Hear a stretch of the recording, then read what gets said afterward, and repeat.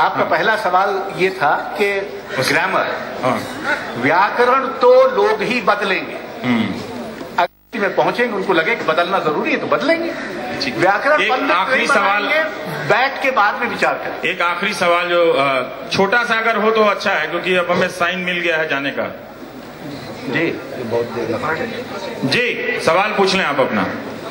भाई भाई भाई भाई थैंक यू। कि आपने अलग अलग मोर्चे पर लड़िए। बहुत बहुत शुक्रिया आप सभी का सुनने के लिए। लिटरेचर फेस्टिवल होगा, सारा खत्म हो जाएगा क्या यहाँ?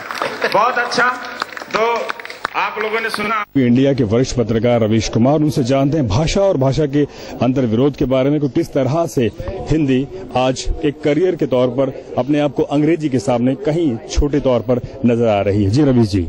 देखिए, अब ये जो थ्योरी थी पहले कि कोई भाषा तभी बड़ी है या बढ़ सकती है जब उसमें रोजगार की संभावना हो, मुझे लगता है कि अब इस प्रस्तावना को फिर से एक दूसरे नजरिए से देखने का वक्त आ गया है कि आप जब अमेरिका में नौकरी करते हैं, भाषा आपकी अंग्रेजी हो सकती है लेकिन आप हिंदी के बायर बन सकते हैं। ठीक है, हो सकता है कि आप मैथिली जैसे वो बता रहे थे कि जो विदेशों में लोग गए हैं मैथिली पत्रिकाओं को सब्सक्राइब करते हैं तो मेरा 10,000 सर्कुलेशन है। तो ये इस नज़र से भी देखना चाहिए कि अगर सिर्फ भाषा का सवाल है तो उसका वजूद सिर्फ उसमें रोजगार के अवसर पैदा होने की कम संभावनाओं पर आधारित नहीं है या ज्यादा संभावनाओं पर आधारित नहीं है। जी बात यहाँ थी लिटरेचर फेस्टिवल को, अगर इसका नाम साहित्य मेला होता है तो क्या इतनी जो भीड़ है और इतना जो ग्लोबलाइजेशन फर्क नहीं पड़ता है इससे, इन सब चीजों से कोई फर्क नहीं पड़ता। साहित्य मेला भी होता तब भी उसमें ये ग्लैमर क्रिएट किया जा सकता था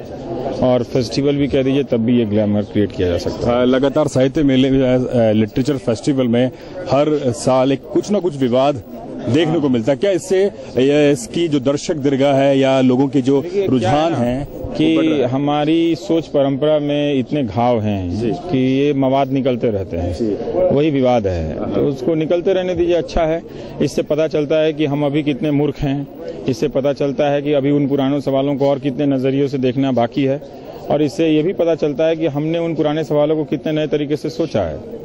तो पर वही एक पक्ष नहीं होना चाहिए। मतलब विवाद में कोई समस्या नहीं है, समस्या उस विवाद को देखने में है कि आप उसी को बड़ा कर दें, उसी को उसकी पहचान से जोड़ दें, तो वो ठीक नहीं है। कि और भी चीजें हो रही हैं, यहाँ फैस पे इतना अच्छा कार्यक्रम हुआ, कोई उस पर क्यों नहीं बात करता है। जी अंत में आपसे पूछना चाहूंगा, जो टीवी पत्रकारिता है वो कहीं ना कहीं बाजार के दौर में अपने आप को खो गई है।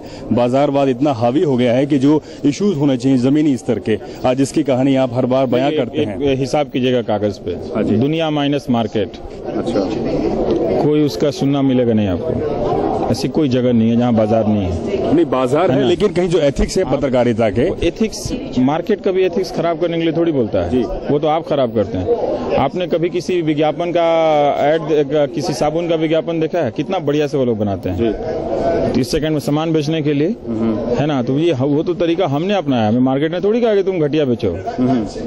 जब वो अपना जो मार्केट अपना प्रोडक्ट बेचने के लिए 30 सेकंड में इतना कम्युनिकेट करता है, इतना बढ़िया ऐड बनाता है कि आप गाने लगते हैं हाँ मैं क्रेजी हूँ, हाँ, और फिर उसको क्यों दोष दे रहे हैं? सवाल है कि हमारे अंदर वो काबिलियत नहीं कि उसको हैंडल करने की। फिर अंत में लास्ट सवाल है कि भाषा के क्षेत्र में जो लगातार काम कर रहे हैं उनसे क्या कहेंगे आप?